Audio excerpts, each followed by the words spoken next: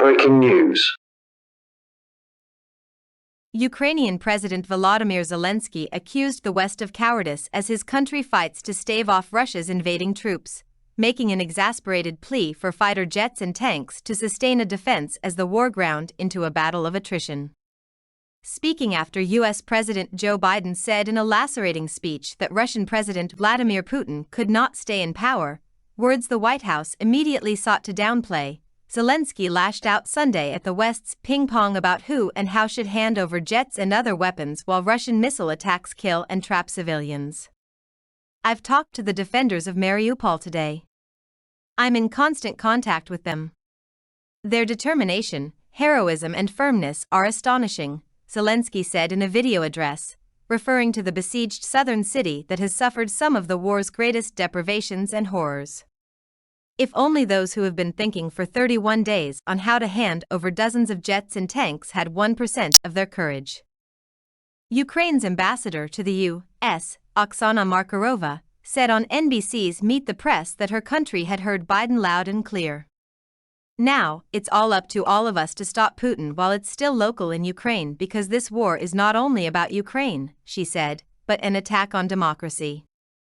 Ukraine's ambassador to the U.S., Oksana Markarova, said on NBC's Meet the Press that her country had heard Biden loud and clear.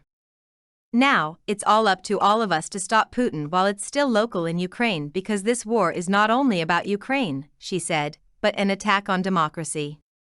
Russia's invasion of Ukraine, now in its 32nd day, has stalled in many areas.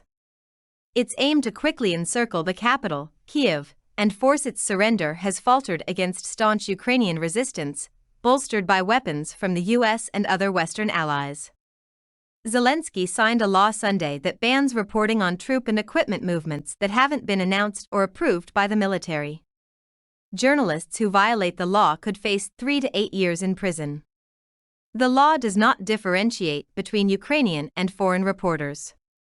Britain's defense ministry said Russia's troops are trying to encircle Ukrainian forces facing the 2 separatist-held areas in the country's east.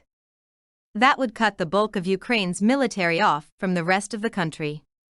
Moscow claims its focus is on wresting the entire eastern Donbas region, which has been partially controlled by Russia-backed separatists since 2014. A high-ranking Russian military official said Friday that troops were being redirected to the east from other parts of the country. The leader of one separatist-controlled area of Donbas said Sunday that he wants to hold a vote on joining Russia, words that may indicate a shift in Russia's position. Leonid Pasechnik, the head of the self-proclaimed Luhansk People's Republic, said it plans to hold a referendum on becoming part of Russia in the nearest time. Russia has supported the separatist rebels in Luhansk and neighboring Donetsk since an insurgency erupted there shortly after Moscow annexed the Crimean Peninsula from Ukraine in 2014. In talks with Ukraine, Moscow has demanded Kyiv acknowledge the independence of Donetsk and Luhansk. Kirill Budanov, the head of Ukrainian military intelligence, accused Russia of seeking to split Ukraine in two, like North and South Korea. The occupiers will try to pull the occupied territories into a single quasi-state structure and pit it against independent Ukraine, Budanov said in a statement released by the Defense Ministry. He predicted that guerrilla warfare by Ukrainians would derail such plans. A Ukrainian delegate in talks with Russia on ending the war, David Arakamia, said in a Facebook post the countries would meet in Turkey beginning Monday. However, the Russians then announced the talks would start Tuesday. The sides have met previously with no deal reached. Ukraine says that to defeat Russia, the West must provide fighter jets and not just missiles and other military equipment. A proposal to transfer Polish planes to Ukraine via the United States was scrapped amid NATO concerns about being drawn into direct fighting. In his pointed remarks, Zelenskyy accused Western governments of being afraid to prevent this tragedy. Afraid to simply make a decision. So, who is in charge of the Euro-Atlantic community? Is it still Moscow, thanks to its scare tactics? He asked. Our partners must step up their aid to Ukraine. His plea was echoed Sunday by a priest in the western city of Lviv, which was struck by rockets a day earlier. The aerial assault illustrated that Moscow, despite assertions that it intends to shift the war eastward, is willing to strike anywhere in Ukraine. "When diplomacy doesn't work, we need military support," said the Reverend Yuri Vaskev, who reported fewer parishioners in the pews of his Greek Catholic Church, likely because of fear.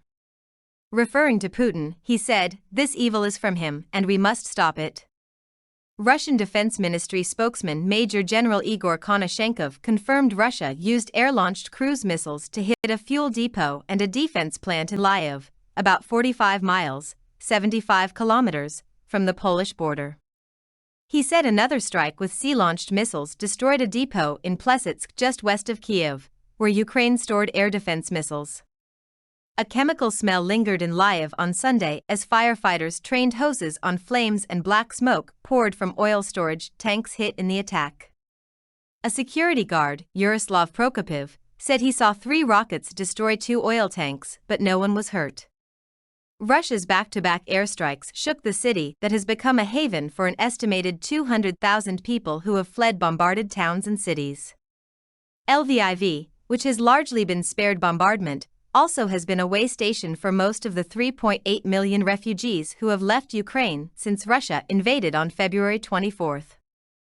In a dim, crowded bomb shelter under an apartment block near the first blast site, Olana Ukranets, a 34-year-old information technology professional, said she couldn't believe she had to hide again after fleeing from the northeastern city of Kharkiv, one of the most bombarded cities.